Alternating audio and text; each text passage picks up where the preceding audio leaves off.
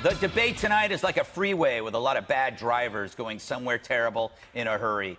They all crowd into the far left lane thinking that's the fastest way home. Problem is, that lane is now backed up. Engines are revving, going nowhere good.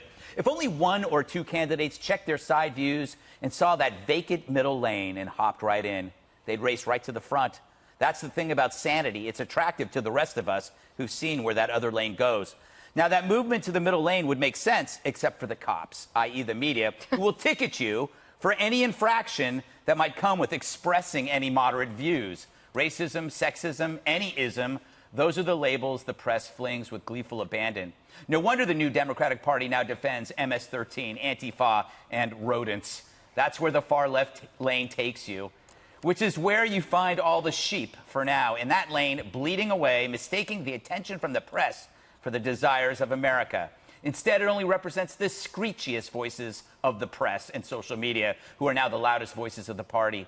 The candidates are merely mirrors of the media, one heading the wrong way, the other cheering them on, never pausing to check the damage they leave behind. Baltimore, St. Louis, L.A., Detroit. It's a slow commute, one you do with your doors locked. So, hey, Rahm Emanuel said this about the 2020 Democrats, and I think you've said this before. Too often, you succumbed to chasing plaudits on Twitter. Care to respond to that, Mr. Williams? I can't believe that Greg Gutfeld is asking me about social media. Yes.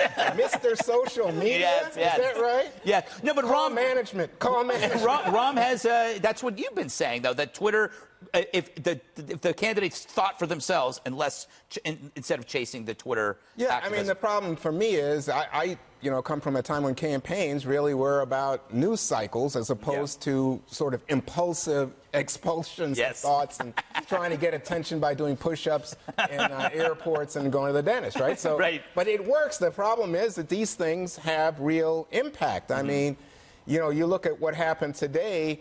I think it's Cardi B had an interview, right? And guess what? 2.4 million people. Right. So I mean that's with Bernie.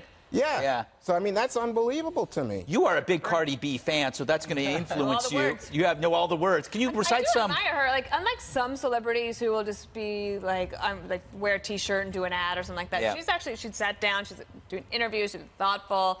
I think that, though, it's not just the media that's pushing them. I do think that it's Twitter. There were a few strategists who said that they worry too much about Twitter.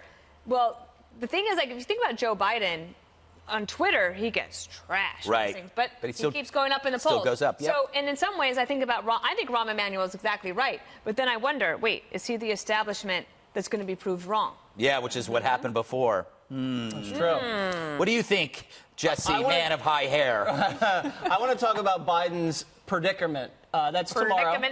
And he faces... What word was that? Predicament. Oh, good. I slapped an R on it just to be hokey. And this is tomorrow. He faces two of them, and this is what they are. Number one, Biden's likable because he's undisciplined.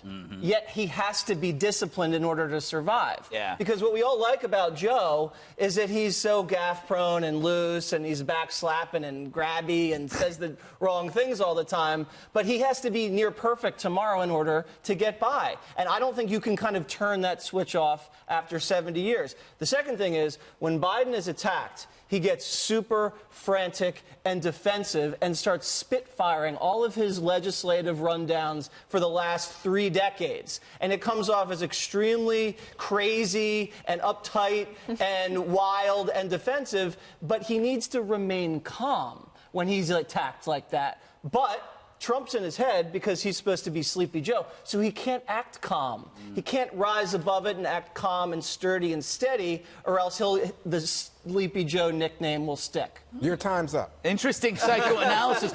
Katie, let's trash CNN for the moment. Okay. How will they thank them? The debate's at 8 p.m. Why? Yeah, because we got to get to bed. Oh, I'm not watching it. I'm watching Tucker and then Hannity, because really this is the undercard, Katie. No one should really be watching this. They should be watching Tucker and Hannity. What about tomorrow? Tomorrow, watch the Thursday highlights on the 5. Okay. Well, I'm sure the questions from the CNN, the non-biased CNN moderators will be very appropriate. Yes. And ironic that they're called hard-hitting. moderators Yeah. and there's no moderation. Good one. Thank you. I think the most interesting part about where this debate is how the Trump policies have affected Michigan. So Michigan is part of the blue wall, something President Trump tore down. Democrats have been frantically trying to get those voters back in their corner. The Trump tax cuts, almost every single Democrat running against him has said they're going to repeal those, put them back in place. 25% of people in Michigan, or 25% of was the average tax cut in Michigan for the majority of the families there. That's a lot. And there's almost 200,000 people who are no longer paying the Obamacare individual mandate. Well, that's something that Joe Biden has talked about defending and bringing back. So I think when you look at the policy positions, they're going to be going after President Trump, try and keep the focus away from the infighting and the civil war going on with the left. But when it comes to how it's affected people there who are going to be listening tonight, I'm not so sure they're going to make an impact. One last point on tonight, because I think we are all jumping to tomorrow night, is that you have Sanders versus Warren. And Warren has already come out with some endorsements that used to go to Bernie Sanders. And it looks But she like... doesn't have Cardi B. No, she doesn't have Cardi B, who's a big one, but she does have people who previously were like head of the Progressive Caucus in Congress now saying, oh, no, I was with Sanders, now I'm with Warren, and as you know, she's going up in the polls. Sanders I'm so going confused down. about Cardi B, though, because she did that great rant about taxes and how horrible they were and how the government wastes your Yeah, I money, know. but then she's partnering with Bernie Sanders? Yeah, it's just, I don't know. I take all your think the money. real matchup, Marianne Williamson and hate. Will she slay hate with love? Buckets of love. She will drown hate with buckets of love. I'm going to keep talking like that for the rest of the show.